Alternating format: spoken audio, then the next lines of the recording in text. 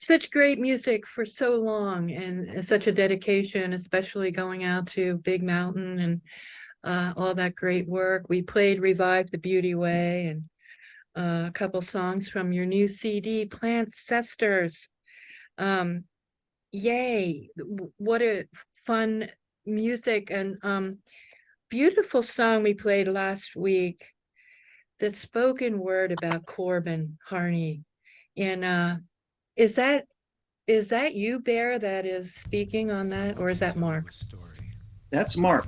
You can hear me singing in the background on that one. Yeah, what a great story, and what a wonderful way to remember that elder. You want to talk about that a little bit, Mark? Sure. Corbin was so inspirational to us, and we were so fortunate to meet him and get the time that we had with him. I like to tell people about the very first time we met him. We crossed the cattle guard at the Nevada nuclear test site together with Corbin, and at that time, I'm going to guess at least 100 of us got arrested right there at that point. And we were put on buses and shipped to Beatty, Nevada, which is another 50 or 60 miles north of the test site. And we got on the bus in our little plastic handcuffs, and Corbin and Chief Raymond Yao were sitting one or two seats behind us, and they just started singing, and it was so beautiful. And that was the moment that, I mean, we just looked at each other and said, we got to get to know this guy. And so after all that happened, and that's kind of on the story there, when we got, you know, they would take you up there, they would process you, you could say your name was Mickey Mouse or whatever, they didn't care. They just wanted to get us out of there, and they didn't really want all these activists to have their day in court. So we never got a court date out of it. It was just a ceremonial arrest. But we sought Corbin out after that, and it wasn't hard to get to know him at all. And before we knew it, he jumped on with us, and we wound up touring the United States, going to Europe together, doing all kinds of radio interviews like this. And Corbin would bring that drum, and he would just start that heartbeat that you hear in that spoken word piece. And even on AM radio, they couldn't cut him off. And, you know, I'm like you guys, I'm a community radio person. But you know how AM radio is, it's down to the second. And they just didn't know how to stop this guy once he would get that heartbeat going. And we traveled all over the world with us, and he was just so inclusive. He would urge people, you know, come to his ceremonies, come to his sweat lodge, record it, sing these songs, take it with you, make it part of your world. And, that's what happened with us and with Corbin. Oh, you know, I have to share with you that I, about 10 years ago, was visiting some family and kin in Puerto Rico, and they told about Corbin there, that he had a group of people that he did ceremony with. And you know, it's like that conversation that you can have anywhere about elders, and really appreciating what they have to offer. So that was a really beautiful song. We'll play it again sometime. We played it last week. We you know, it's like a stone, one of the songs that we really liked, Stone in My Shoe. Would you like to tell the story behind that? It's probably going to make me cry because I've been playing that song a lot, but I can't remember the tune. Well, I tried all afternoon. A person I call my grandson. During the first step during pandemic times, ended up in prison. But that ain't happened yet. So we hadn't seen him in a while. And 'cause there's a stone in my shoe. He took his life. And so, it's all about you. Yeah, that song, like a lot of my songs, is a real personal song to me. It was part of my... I don't know if you've ever had someone close to you take their own life, but it's hard to... For me, it was hard to initiate the grieving process. And so I put it in a song. I never really thought it would end up on the record, but I actually recorded it at my son's house. That's my son Silas singing in the background on that. Oh, nice. And Mark came over and put the drums on it. But yeah, it was really, my son was close to this guy too. And so we put that on the record, and it's always amazing to me. I never know what people are going to get out of these songs, but that one seems to stand out for folks, and I'm glad for it. To me, it's a way of to bring those people that took their own lives back into the circle when we play it live, and to have us all, like, not ignore that, to just, to feel it, and together process it. And Mark always reminds everyone to take care of each other and look out for each other when we play that song. Yeah, yeah. It's a powerful song, and I mean, you can feel the grief right off, but yet there's something about it that, for me, I just wanted to play it over and over again. And That's interesting, because a lot of people have said that, and it's surprising to me. Yeah. This young man was a big fan of Johnny Cash, and so you can hear that in the song. I tried to write a Johnny Cash song, basically. I don't have that deep of a voice, but you can hear that the chord structure and the melody is kind of a cross between a Johnny Cash song and maybe John Prine. We don't do a whole lot of waltzes. Right. Yeah. So it stands out. Yeah, so it stands out. Yeah. And maybe that's it.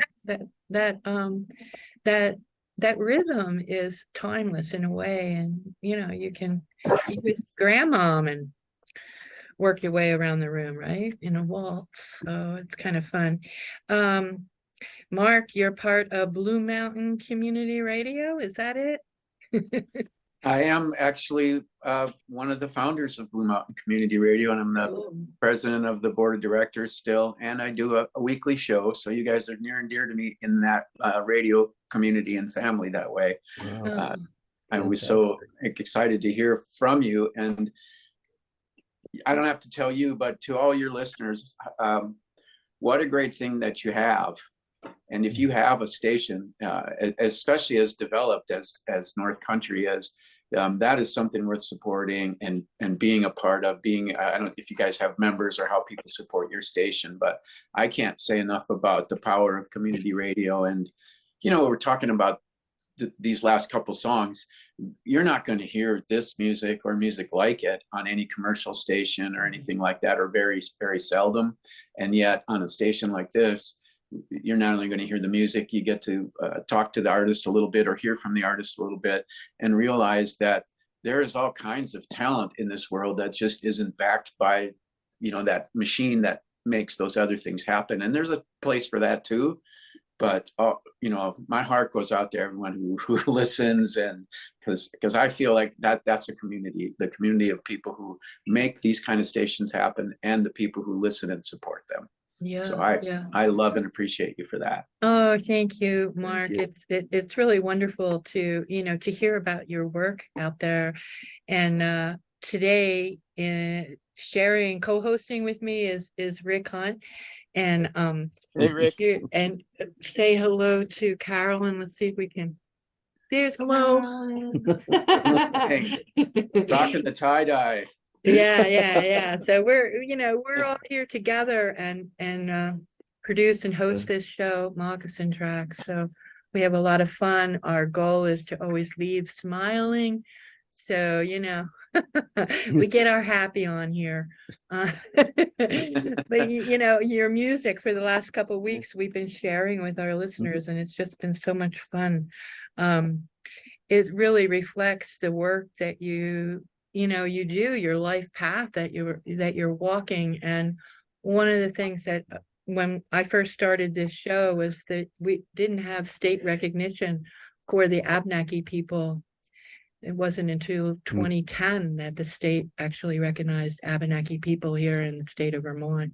So I invited some Abenaki people to be here with me on the airwaves because we needed to do that. So, Rick, do you have some questions for Mark and Bear? I'm just totally amazed at your journey so far. It's so wonderful. And, you know, you're doing such meaningful work, and opening the eyes of lots of people. It's a real honor to be able to share your music here on Moccasin Tracks. And you've been a band for 20 years, I think. Is that correct? Oh, you got to up that by a few years. Oh, okay. People want numbers, but it's kind of nebulous. We're brothers. We were, Yeah. you know, born same mom, same dad. So Wow. we started making noises pretty early on. I don't know if you could call it music.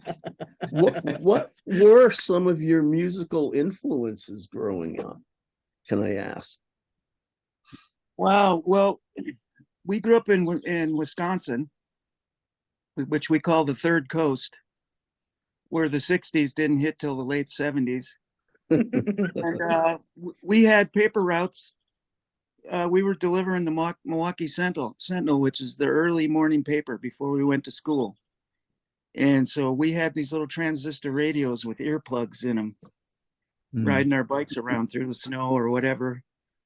And we were listening to what was playing then. And so we got turned on to all that great music from that time period. And mostly, I remember one of the first records that we actually bought with our paper route money was the Allman Brothers Band, Beginnings. Okay. And so that really like lit a fire in me about, you know, improvising and, you know, that kind of free expression and jam band kind of music. Mm-hmm. So, you know, then years later, we came out to California and we landed right in the middle of the world music renaissance, reggae music, African music. There was a lot of bands like Zulu Spear and the Freaky Executives. And we were just coming up playing at festivals and soaking up all that great world music, Latin music. You know, it was dance music, it was happy music, but it was also, we had this background in topical music. And, you know, we were both of us really, we still remain committed Bob Dylan fans. So we like content in our music, right? Yeah. And yeah, influenced by, you know, we had a bass player once upon a time named Zasmo Deeks. And one of the great things I learned from him was to really try to like as much different kinds of music as possible. So that's my synopsis. I don't know what Mark has to add to that.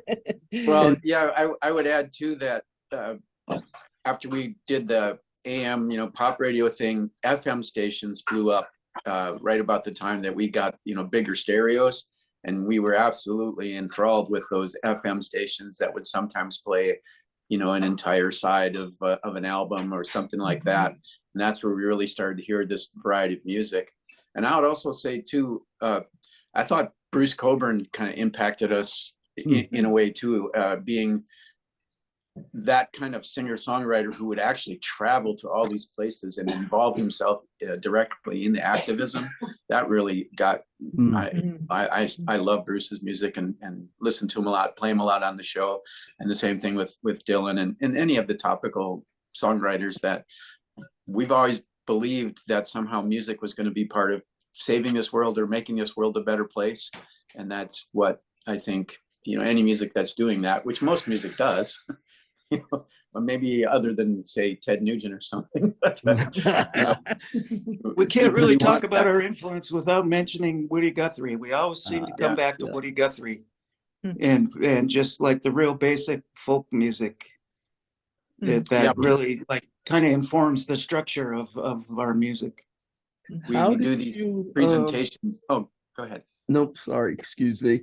I just wanted to ask, how did you end up with Wavy Gravy, the MC of Woodstock, driving you across the country? We drove him across the country. Yeah, we drove him. Oh, okay. He was on our bus. Got it. That's well, terrific. we landed out here in California, and we were fortunate to, some of the Bill Graham folks picked up on us and had us at a couple of shows. And then we met Wavy at the Whole Earth Festival in Davis, which we just played again this last weekend. We've been playing there since the 80s. And Wavy was the MC there. And he kind of took a liking to us. And so between knowing the BGP people who put some of these things together, and then, getting to know Wavy. And then for a while we had the same agent, as it were. And we did one of Wavy's Nobody for President tours. And so for listeners who don't know about what Wavy does, he has a whole rap about, who's going to lower your taxes? Nobody. Who's going to keep all their campaign promises? Nobody. Who bakes better pie than your mom? Nobody. And who should have all that power? Nobody. Right? And then he said, okay, quiet everybody. Nobody's going to speak. And he reaches in his back pocket and he pulls out a pair of those chattering clown teeth, that just go out like that. And he would set them on the palm of his hand and let the things go for a little while. So it was a lot of fun to go cross country with Wavy, and he had just released his first book at that time. Wow. So he was doing book readings and book signings, and we were his house band. And that's great. It was an experience. Yeah. He joined us at a nuclear test site a time or two as well. Mm-hmm. And he also was the MC at the 100th Monkey concert to end nuclear weapons testing, which was, to my knowledge, the largest solar-powered concert ever outside of Las Vegas, Nevada. We had Richie Havens. Oh, wow. The band X, Michelle Schock, and Shana Na. I came out of the porta potty and someone said, "Can you play bass?"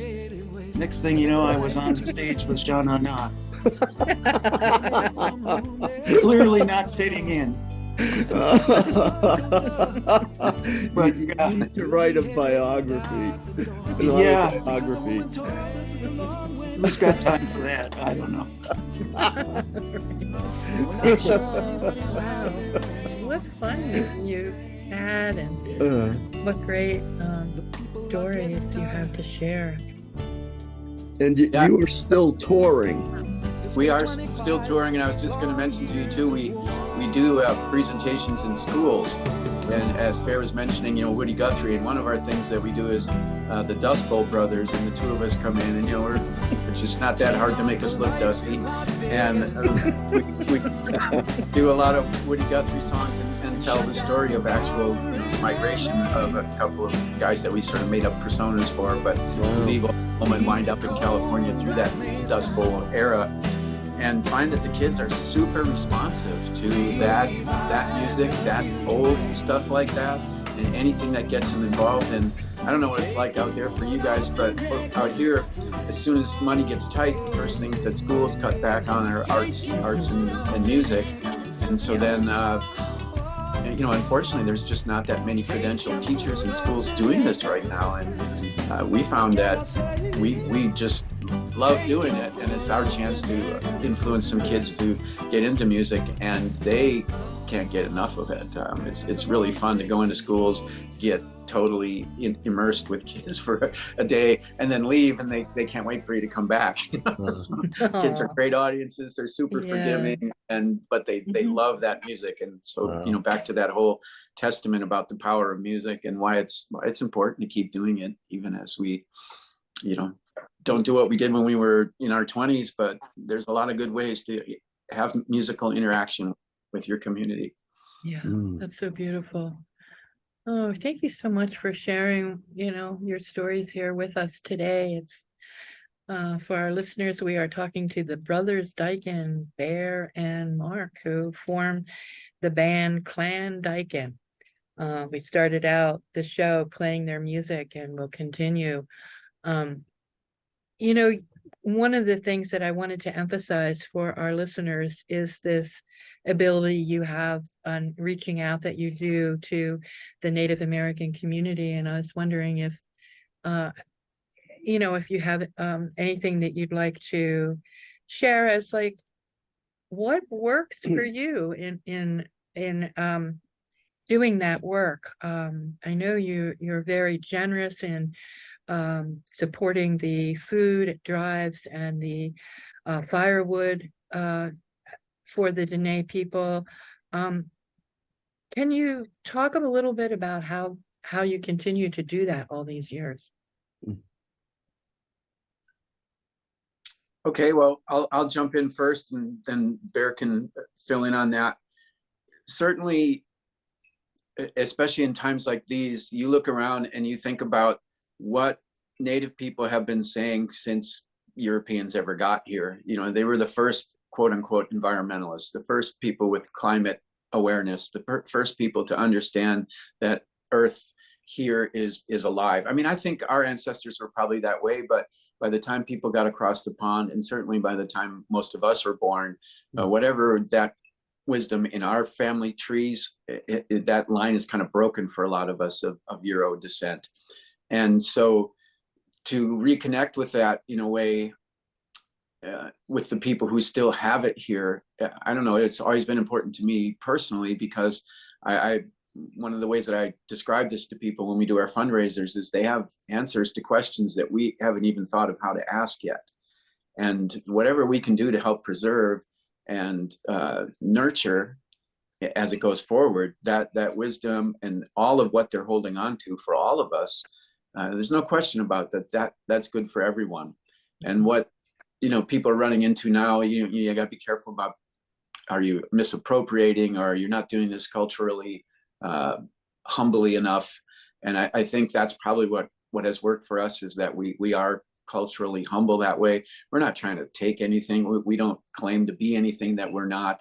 We just know that this relationship for us, it nurtures us in a way, and we've been told that the people on the other end appreciate it and want to continue that. And so that's what's worked for me personally. And what Corbin once told us is, you know, there's a part of you, no matter who you are, you breathe the air that blows across this land, you eat the food that grows out of it, you drink the water that runs over it, and however you want to think about that part of you is native.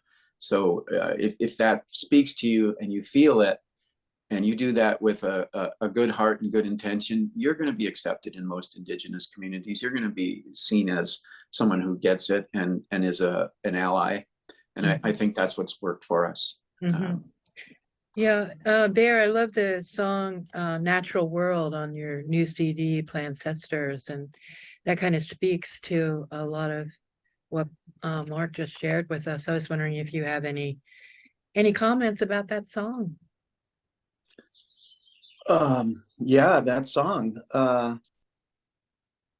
plant medicines, the plant, you know, they're taking care of us. And, you know, we started off as environmentalists, I guess, anti-nuclear activists.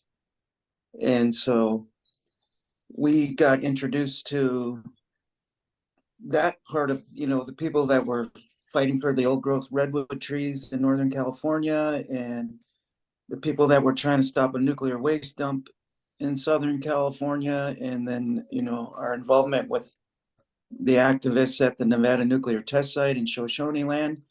And each time we ran across the Native people that were there first. And so this whole idea of the plant cesters, you know, these plants, we're related to them. They've been taking care of us. We're so interconnected that it's hard to even see. And so, yeah, that song is a celebration of our connectedness to nature and how nature takes care of us.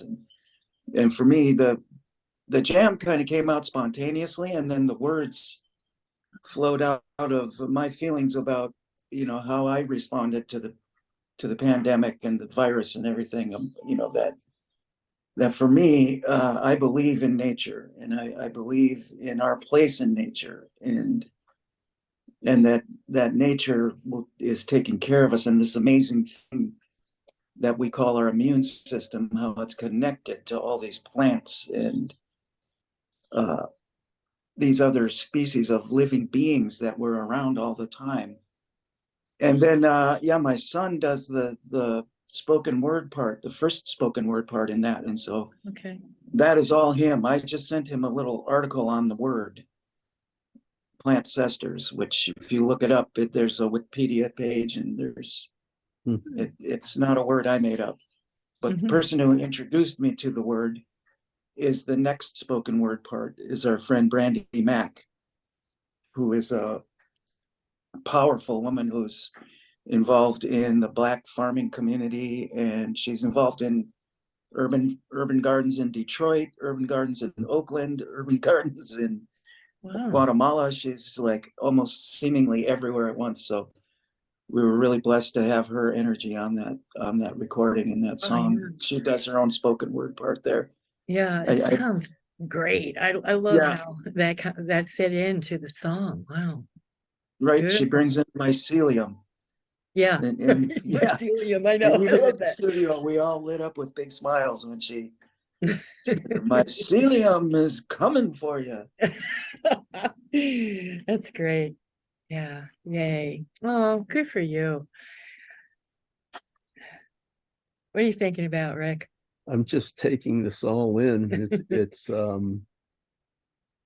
I'm glad you're sharing all this with us, because it's making me think a lot.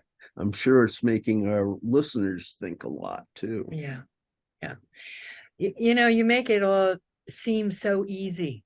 All like it just all happens, and it's put together, and it's so much fun, and we're all dancing, and but like you said in the bio that we read from your website, it's like it's not always that way, and so yay. I'm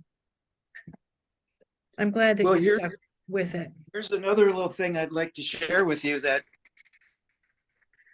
we have this year. We've kind of dedicated ourselves and re-energized ourselves to do more, use our music to promote local food security by playing at farmers markets and local micro farms. And nice. Like Memorial Day weekend, we're playing at a You Pick Blueberry Harvest, organic blueberries and cherry, which is a fantastic gig. It was my favorite gig last year. And also to serve this musical medicine to the unhoused community, which Mark has been working with for probably over a decade now.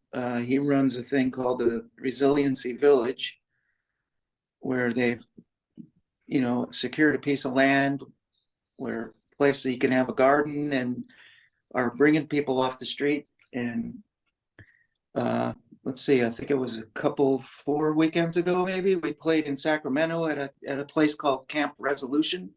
And the homeless situation in Sacramento is just wow. Yeah. Incredible to witness how many homeless people there are here in the United States. Yeah. This particular place is self-governed by a group of real powerful, strong-headed women, and we organized with another guy named Lex Light, who travels around. This is North Country Community Radio. My name is Deb, and this show is called Moccasin Tracks. Our guests, Mark and Bear Dyken. We've been playing their music, Clan Dyken, and having a wonderful conversation. Bear was just telling us about how they're really focusing on supporting food sovereignty, and also supporting the homeless out there in California, and playing at gigs that are work groups that are working in that way. In the little time we have left, you guys, what can you say to our listeners to take away from this conversation today? Mark? Well, I'm big on hope. And I know that right now things on the ground in a lot of ways don't look great. Our issues with how we're treating the planet are certainly coming back to haunt us in certain ways. And our our social experiment is got a lot of loose ends that don't look so good.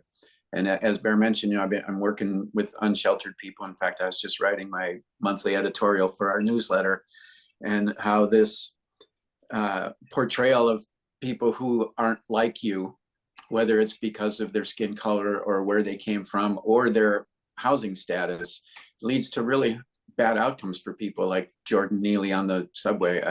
Maybe he was out of line, but he didn't deserve to die. But I want people to hang on to hope, and I want people to do not to get too far that way, but as a Buddhist principle of saying, I'm going to be right here in the best possible self in this moment, and do right what I can right around me, and live that way to the fullest. And that's what we're trying to do with music. That's what I want to do every time we get on stage and play it for someone, or whether it's just for a few kids in a classroom or wherever it is, that in that moment, I want us to have this hope and this connection to joy. And that's the only way that I can see that we have a shot at turning around what, again, it looks rough on the ground for a lot of us who've been in these kind of movements for a long time. But I want us to hold on to that hope and that joy. And I hope they're finding that in this music. Oh, beautiful.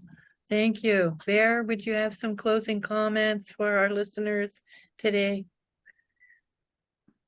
At this point, what else are we going to do? Exactly. It's kind of like a toboggan ride. We don't have any brakes and we don't have any steering, so we might as well have a good time as much as possible. And we've been playing music all our lives, and I guess that's what we'll probably keep on doing. All right. Well, we love it. Thank you for doing what your heart is guiding you to do, because it is really full of joy. And we get that, we hear that, and we want to share that and continue to share that with our listeners. So thank you. Well, thank you. Yeah, it's really been fun to meet you guys and to hear a little bit of your story. So come back and visit us again. Invite us.